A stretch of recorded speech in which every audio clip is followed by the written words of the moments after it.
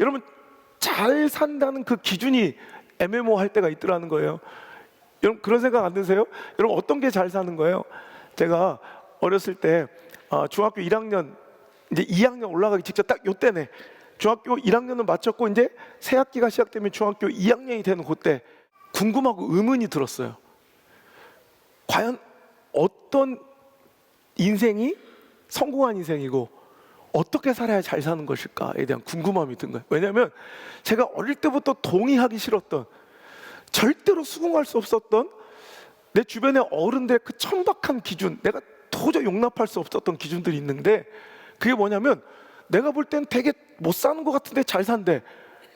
그러니까 제가 초등학교 1학년, 2학년 때, 그때 국민학교였죠. 우리 반에 아주 어려운 친구 하나가 있었어요. 그러니까 좀 늦둥인데, 누나들하고 털이가 굉장히 많이 나는 늦둥인데, 이제 아이가 정신적으로 이제 약간 이제 장애가 있었는데, 그 친구가 항상 우리 그때 500원짜리 지폐가 있을 때거든요. 그 500원 굉장히 큰 돈이었어요. 그때만 해도 우리 아이스 깨끼가 50원 뭐 이렇게 20원 할 때니까.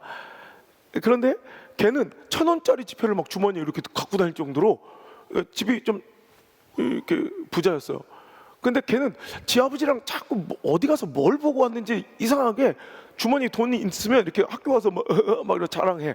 그러다 꼭 남자애들한테는 안 줘. 여자애들만 줘. 근데 그 돈을 멀쩡한 주머니나 손이 있는데도 불구하고 꼭 여자들한테 여기다가 이렇게 넣어줘. 이해가 돼요? 꼭 애들한테 여기다 이렇게 넣어줘요.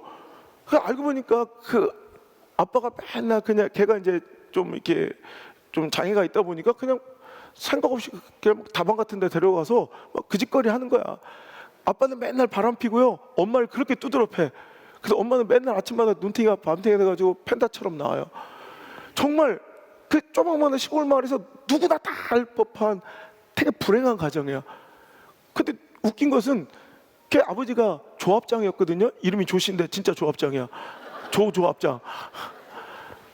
근데 우리 동네 사람들은 다 그 집을 이렇게 가리키면서 하는 말이, 저 집 제일 잘 사는데, 우리 집에, 우리 동네에서 저 집이 제일 잘 살아요, 그래. 난 이해가 안 되는 거야. 아니, 부자인 건 내가 알겠어. 우리 아버지보다 잘 살아. 우리 아버지가 부자인 건 알고 돈 많은 건 알겠는데 저기 잘 사는 건 아니잖아. 되게 못 살잖아. 처참하잖아. 근데 사람들은 돈 많은 걸 잘 사는데, 우리 안에 자꾸 이런 관념이 있는 것 같아요. 돈 많은 게, 부자 된 게 마치 인생을 잘 살고 있는 양 착각하는 우리의 이 사고와 관념이 온순한 이제 굳은 살처럼 박혀 있을 때가 있다는 거예요. 제가 그런 기준을 인정할 수가 없어서, 동의할 수 없어서 중학교 1학년 때 이제 금식 기도를 들어간 거예요. 하나님, 저런 기준으로 잘 사는 거 말고 진짜 잘 살길 원합니다. 후회 없는 인생 살기를 원합니다. 하나님께 인정받고 저런 천박한 기준으로 인정받는 성공 말고 진짜 성공하기를 원합니다. 마치 제 꿈이 뭐였냐면, 그때부터 우리 아침에 일어나면 막 진짜 잘 잤을 때, 요즘엔 그런 게 없지. 니들은 알람 소리에 억지로 깨잖아. 잠을 늦게 자서 그래 이것들아 일찍 자야 되는데, 우리 옛날에는 어릴 때는 할 일도 없어. 해 떨어지면 자는 거 외에는 선택지가 없어. 그러니까 할 수 없이 자는 거야. 그러니까 아침에 늘어지게 자고 그냥 생체 리듬으로 깨는 거야. 알람이 아니라. 그럼 나도 모르게 나 혼자 산다 촬영 중도 아닌데 괜히 혼자 짓거려 이렇게 잘 잤다 이러지. 요즘엔 그런 게 잘 없어. 맨날 밤늦게까지 막 쳐다보고 막 이러다 겨우 잠들어가지고 막 알람 소리에 막 억지로 깨니까 요즘엔 그런 일이 잘 없는데, 옛날에는 참 방학 때 같은 때는 실컷 자고 잘 잤다. 그럴 때 되게 개운하잖아. 제 어릴 때 소원이 그거였어. 죽을 때, 눈 감을 때, 하나님 나 부르실 때 마치 기지개를 켜고 잘 잤다 외치는 것처럼 내 주변에 있는 사람들, 그게 누가 있을지 모르겠지만 뭐 가는데 순서 없으니까 뭐 장장로님이 지켜보고 있을 수도 있고, 내 소원은 안 했으면 내가 봤으면 좋겠는데, 하여튼 누가 먼저 갈지 모르니까 내 누워 있는데 이렇게 주변에 사람들이 있을 거 아니에요. 다 이렇게 딱 바라볼 때 씩 웃으면서 잘 살다 간다. 자, 후회 없이. 진짜 그랬으면 좋겠어요. 진짜 그냥 원 없이 살다. 난 지금 죽어도 그럴 것 같아. 그냥 원 없이 그냥 진짜 실컷 살아봤어. 후회 없이 잘 살다 간다. 하나님 앞에 인정받고 내 스스로도 후회 없이 떳떳한 인생 살아가고 멋지게 소풍처럼 살다가 멋지게 천국 가고 싶어요. 그래서 그때 하나님께 기도하기 시작했어요. 일주일 금식 기도를 들어가는데, 하나님, 저 성공하고 싶어요. 잘 살고 싶어요. 그런데 세상의 기준으로 사람들한테 평가받는 그런 거짓된 성공 말고 진짜 하나님께서 원하시는 그 성공을 저에게 주세요. 그 금식 들어가니까 우리 엄마 아빠가 막 뜯어 말리고, 어린 놈이 막 저런 애들이 일주일 금식한다면 나도 말리겠네. 내가 저만 했구나. 그 엄마 아빠가 막, 근데 제 기억이 왜곡됐는지 전 일주일 다 한 것 같은데 엄마 얘기로 아버지 얘기로는 뭐 5일 했다고 그러고, 그런데 하여튼 그래도 장기 금식이죠. 5일 7일 하여튼 금식하면서 이 기도만 했어요. 하나님, 저 잘 살기를 원합니다. 하나님, 진짜 하나님께서 원하시는 그런 인생 알려주세요. 그런 멋진 축복의 인생을 살기로 합니다. 일주일 동안 금식하다가 마지막 날, 하나님 그 길을 가르쳐 주세요. 그때 본 말씀이, 여러분, 우리가 3달 동안 말씀의 은혜를 받고 있는 사무엘상 17장 다윗과 골리앗의 싸움 이야기가 내 인생 마지막 장이었어요. 그 금식 마지막 날 마지막 장 설교를 이제 기도를 하면서 이제 말씀을 읽는데, 와, 이전엔 보이지 않았던 관심스러웠던 부분이 보이기 시작하는 거예요. 옛날에 제가 아는 다윗과 골리앗의 싸움 이야기는 종결이 결론이 어디냐면 50절, 그 어린아이가 그 골리앗을 쳐 죽였으나 자기 손에는 칼이 없었더라. 이게 끝이야. 나는 지금까지 수많은 설교를 사무엘상 10장 다윗과 골리앗의 싸움 이야기를 주일학교에서 우리 아버지한테 또 들었지만, 주일학교 선생님들도 우리 아버지 목사님도 단 한 번도 이 너머의 이야기를 해준 적이 없는 거야. 우리한테는 이게 끝이야. 자기 손에는 칼이 없었더라고, 와 하고 간식 먹으러 줄을 서. 그 뒤는 들어본 적도 없어. 근데 그날 이상하게 공교롭게 금식하면서 기도하는 그 마지막 날, 그 너머의 모습이 보이며 눈물이 나는 거야. 다윗이 오늘도 아버지 심부름으로 도시락을 싸갖고 와서 전쟁통에 있는 형들 면회를 왔는데 끔찍한 처참한 광경을 본 거예요. 왜? 거인 골리앗이 무려 40일 동안을 하나님을 능멸하고 조롱하며 살아계신 하나님의 군대를 모독하고 있는데도 한 명도 못 나간 거예요. 40일 동안은 그 소리를 들으면서도 한 명도 나가지 못한 채 수풀 속에, 동굴 속에, 바위 뒤에 숨어서 다 벌벌벌 떨며 희망 없이 죽어가던 그 민족과 그 오합지졸, 정말 폐잔병 같던 희망 한 줄거리 없는 그 절망의 나락에 빠진 그 쪼다 같은 찌질이 같은 이스라엘 백성들이 갑자기 다윗의 승리를 신호탄으로 완전히 다른 사람이 되는 거야. 갑자기 사자처럼, 용맹한 무사처럼 각자의 칼을 빼들고 뛰쳐나가 지금까지는 두려워 벌벌 떨고 있었던 대적 블레셋 사람들을 막 쫓아가서 그들을 치기 시작하는 거예요. 승리가 확산되고 있는 거예요. 하나님의 승리의 영광이 전염되고 있는 거예요. 그렇습니다. 다윗의 승리는 그저 그 작은 어린아이 소년의 그 조망만한 심장 안에 그 희열과 기쁨과 감격과 감사를 가둘 수 없었단 말이에요.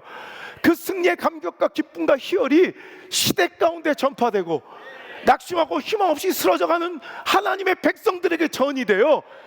나 혼자 잘 먹고 잘 사는 것이 아니라 그들을 함께 일으켜 그들을 승리자로 세우더라는 거예요. 할렐루야. 제가 그날 이 말씀 보면서 얼마나 감격했는지, 내가 눈물을 펑펑 흘리며 하나님께, 하나님 찾았습니다. 나 이렇게 살게 해주세요. 하나님, 나 이렇게 살게 해주세요. 하나님, 나 이렇게 살고 싶어요. 내가 어떤 분야든 최고가 되어서 성공하고 승리할 터인데, 전 목사가 될 거라고 꿈에도 못 꿨지만, 하나님, 내가 승리하고 성공하고 축복받으면 나 혼자만 잘 먹고 잘 살지 않게 하시고, 내가 잘 되고 축복받고 성공하면 나 때문에 가까이 있는데 가족부터 잘 되게 하시고, 내 이웃들이 잘 되게 하시고, 내가 다니는 그 교회가 잘 되고 교회가 부흥하고, 더 나아가서 나라와 민족을 살리는 그런 인생을 살게 해주십시오. 엉엉 울면서 이 마지막 기도로 금식을 끝냈던 기억이 있어요. 그리고 나서 그 기도, 그 금식의 시간을 까마득하게 잊어버리고 살았어요. 근데 몇 년 전에 제가 집회 다니다가 갑자기 설교하다 그날 그 기도가 딱 생각난 거야. 여러분, 한 40년 지나서 생각해보니 내가 지금 그런 인생을 진짜 살고 있더라는 거예요. 하나님께서 그 어린 날의 금식 기도를 응답해 주셨더라는 거예요. 물론 내가 목사가 되어 있는 건 놀라운 일이지만 다른 목사님 아들들은 하나님 나도 우리 아버지 따라 목사가 되고 싶어 이렇게 서원도 하고 결단도 하고 기도도 하고 그런다는데, 저는 중학교 때 하나님 저는 죽으면 죽었지 전 때려 죽여도 목사는 안 될 겁니다. 하나님께 1000번째를 올리며 청소년 시기를 났던 사람인데 내가 목사가 됐다는 건 정말 이건 지금도 믿을 수 없는 일인데, 나는 목사가 되었지만 하나님께 주신 이 목회의 어느 정도의 성공과 영향력 가지고 나 혼자 잘 먹고 잘 살고 우리 교회만 기뻐하는 것이 아니라 하나님 주신 영향력 족족, 하나님 주신 그 승리와 영광 족족을 잘 나누고 확산시키고 흘려보내서, 여러분 내가 이번 주에도 좀 어려운 교회 또 가서 이게 또 집회를 해드리고 올 건데, 저 여수 가서 할 건데, 여러분 전국에 여러분 20명도 안 됐던 30명도 안 됐던 혹은 목사님 사모님 우울증에 걸리고 막 정말 모든 것이 비탄에 빠졌던 이런 그런 교회들 제가 집회 가고 도와주고 선교해줘서 지금 살아나고 일어난 교회들이, 부흥한 교회들, 몇백 명으로 부흥한 교회들이 전국에 수백 개가 넘어요. 전 세계 수백 개가 넘어요. 할렐루야. 정말 그렇게 살고 있더라는 거예요. 여러분 기도하셔야 합니다. 자녀를 위해 기도하셔야 합니다. 자녀를 위해 심으셔야 합니다. 우리 자녀들도 기도해야 합니다. 하나님, 나는 잊어버려도 하나님 절대 우리의 기도를 잊지 않는 분임을 믿으시길 바랍니다. 여러분, 우리가 축복만을 구할 것이 아니라, 승리와 성공만을 구할 것이 아니라, 오늘도 여러분 우리는 이 인식의 전환이 있어야 돼. 나에게 주신 이 축복은 바로 하나님 나에게 주신 사명이다. 자, 잘 들으세요. 여러분 이제 제가 여러분에게 말씀을 전하고 받는 날이 이제 계속해서 이어질 텐데, 반복해서 계속 듣게 될 여러분 주제가 바로 이거예요. 여러분 축복을 신앙의 결론 삼으면 안 돼. 지금 한국교회가 어쩔 수 없이 그 어렵고 비탄에 빠졌던 그 힘들었던 시대 가운데 우리 한국교회가 세워지고 부흥해 왔기 때문에 어쩔 수 없이, 우리 아버지 세대는, 우리 아버지 때도 그랬고요, 어쩔 수 없이 교회에 이 팽배했던 분위기와 목회 사조가 어땠냐면, 축복이나 성공이나 승리나 영향력이나 물질이나 건강을 신앙의 결론으로 둔, 결론으로. 그러니까 자, 야, 우리 아버지 엄마가 열심히 기도하고 이름도 없이 빛도 없이 헌신하시고 그 수많은 교회들을 건축하고 세우셨더니 우리 자녀들이 잘 됐더라. 물론 이것도 틀린 말은 아닌데, 이게 우리는 항상 이런 거예요. 내가 열심히 헌신하고 봉사하고 충성했더니 이런 복을 받았더라. 이건 뭐예요? 이 복을 결론 삼는 거야. 이런 복은 신앙의 결론이 아니, 물론 이것도 일부 맞는 얘기이긴 한데, 여러분 이럴 때 파생될 수 있는 굉장히 위험한 요소가 뭐냐면, 자, 축복과 성공과 승리를 신앙의 결론으로, 결과로 우리가 인식하면 이제 끝이야. 결론이니까. 그렇게 해서 복 받았어. 그럼 끝. 이런, 여기서부터 우리의 축복과 승리와 성공은 오염되고 변질될 수 있는 굉장히 위험성이 있다는 거예요. 여러분 축복은 신앙의 행위의 결론이 아니라 사명입니다.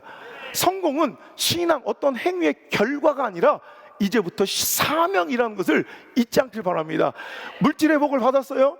어떤 인격적인 복을 받았어요? 영향력의 복을 받았어요? 혹은 어떤 학위의 복을 받았어요? 여러분 그런 복을 받았으면 어떤 행위, 내가 기도했더니 이 응답을 받았어, 이 축복을 받았어, 이걸로 끝내지 마시고, 결론 짓지 마시고, 아, 하나님께서 나에게 물질의 축복을 주셨네, 인격의 복을 주셨네, 영향력의 복을 주셨네, 아, 관계의 복을 주셨네, 재능의 복을 주셨네, 뭐 외모의 복을 참 주셨으면 좋겠어요. 우리 교회는 제발 좀, 아직은 안 주셨네. 여러분 그 하나님의 목적대로 나에게 주신 축복과 나에게 주신 성공과 승리가 그 하나님의 방향대로, 하나님의 뜻대로 그 나라 위해서, 가난한 자와 이웃을 위해서, 하나님의 그 사역을 위해서 잘 흘러가고 사용되면, 오늘도 그것은 하나님 그 영광된 그 하나님의 일에 동참하는 그 영광스러운 그 지위를 누리게 될 터이지만, 안타깝게도 그 반대로 나에게 주신, 맡겨주신 그 축복과 성공과 승리에 하나님께서 준비한 일정 분량이 딱 막혀서 하나님의 뜻대로 사용되지 않고, 하나님의 때에 드려지지 않고, 오늘도 하나님 나라와 하나님의 의를 위해 쓰여지지 않고, 가난한 자와 소외된 이웃들을 위해서 오늘도 흘려보내지 않았다면, 사회적으로는, 이런 법적으로는 아무런 저촉되지 않고 범죄가 되지 않을지라도, 여러분, 아, 내 통장에 내 이름, 내 명의로 된 내 재산 내가 안 쓰고 안 드리고 내 뜻대로 산데 누가 뭐라고 할 거야? 세상의 법으로는 그것을 뭔가 정죄할, 단죄할 법의 근거가 없겠지만 영적인 시각과 하나님의 관점으로는 그건 죄야. 명백한 죄. 이건 영적인 횡령이고 배임이라는 거예요. 하나님 나라와 의를 위에 맡겼는데 다른 사리사욕과 다른 목적으로서 이게 배임이에요. 그걸 하나님께서 나에게 맡겼는데 그걸 삥땅 치고 안 써. 횡령이에요 이건. 여러분 영적인 횡령이 되지 않길 바라고 신앙에 배임하는 자가 되지 않길 바랍니다. 나의 축복과 성공과 승리 안에는, 나에게 주신 영향력과 우리 교회 부흥 안에는 우리를 위해 주신 것도 있지만 일정 분량은 하나님 나라와 그 뜻을 위해서 하나님께 쓰시려고 나에게 지금 맡겨두신 그 분량이 있음을 여러분 분명하게 기억하시고, 그래서 영성과 기도와 분별력이 그래서 필요한 거예요. 기도해야 하나님께서 향유옥합 깨트릴 때를 알려주시고 오병이어를 들을 때를 알려주시고, 이런 말씀 가운데 들려져서 사르밧 가부처럼 한 주의 밀가루를 하나님께 드릴 수 있는 시간이 허락된다는 거예요. 하나님께서 나의 물질과 재능과 시간과 건강, 학식과 영향력을 주셨을 터인데 세상 사람들의 관심은 얼마나 높아지고 얼마나 많이 가졌는지 그 분량에 관심이 있겠지만, 하나님은 나에게 축적되고 채워진 분량이 아닌 잘 흘러간 분량, 잘 나눠진 분량, 잘 베풀어지고 드려진 분량, 그거에만 관심이 있으심을 기억하시길 바랍니다. 그래서 여러분 축복의 완성, 진정한 축복과 성공의 완성은 세상 사람들은 어디에 둬요? 채움. 더 채워줘. 채움의 완성이 있는 줄 알지만 신앙의 성공과 축복의 진정한 완성은 채움 다음에 뭐가 이루어져야 돼? 나눔으로 인하여 비움. 그러니까 채움이 끝이 아니라, 세상은 채움이 끝이야. 채움은 끝나는 거야. 하지만 채움 다음에 나눔이 있어야 되고, 나눔 다음에 비워짐이 있어요. 비움. 채움, 나눔, 비움. 그럼 하나님께서 그냥 두지 않고 그 비움 속에 또 채워주세요. 채움, 나눔, 비움. 또 채워주세요. 채움, 나눔, 비움.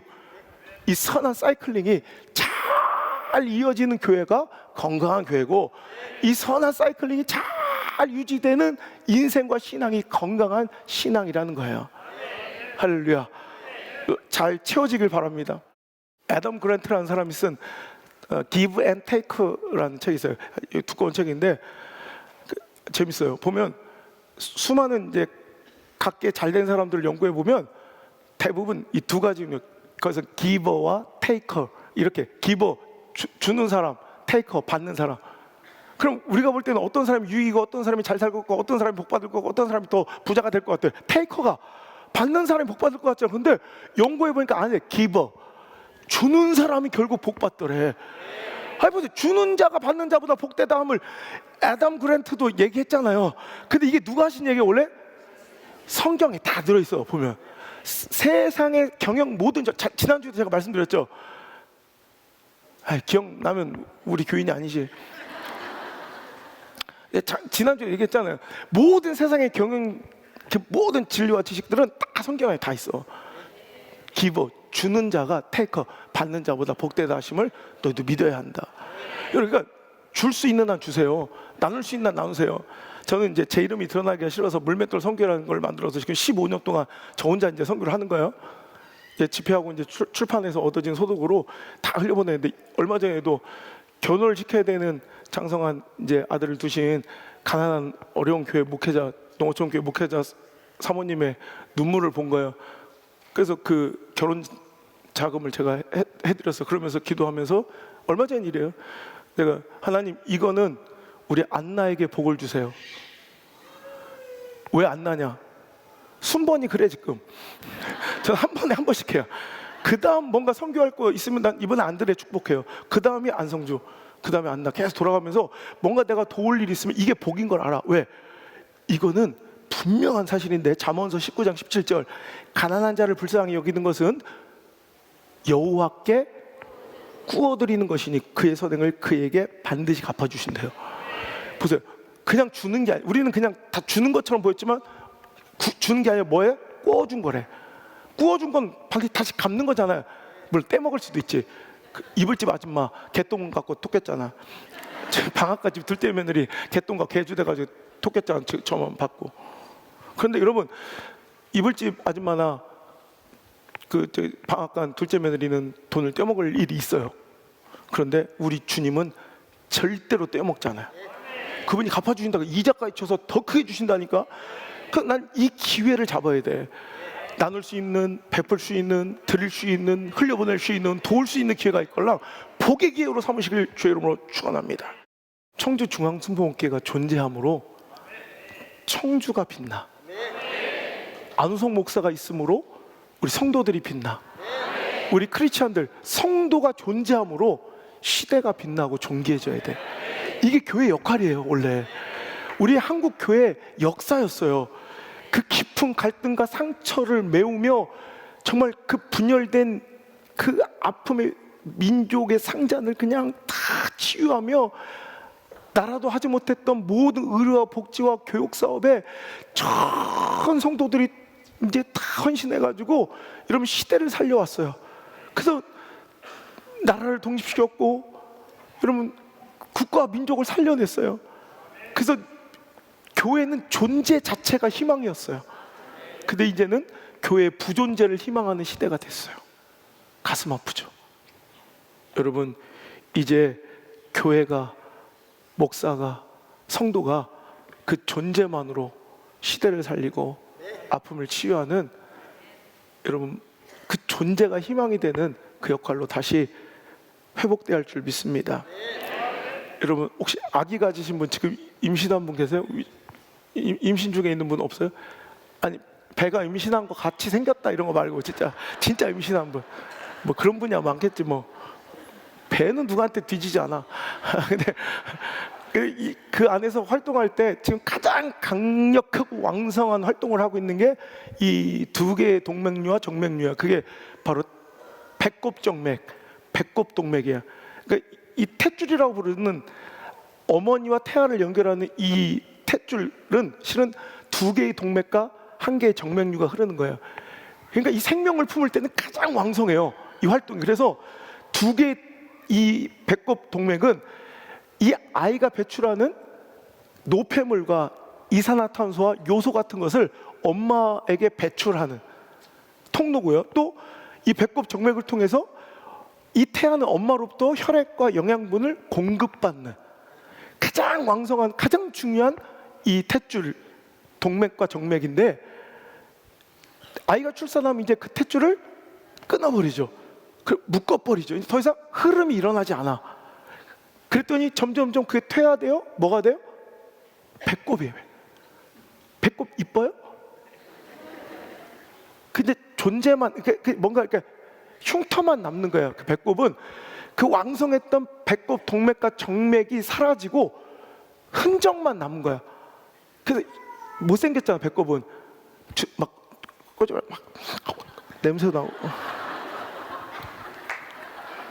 맡아봤구만. 또 맡아봤어.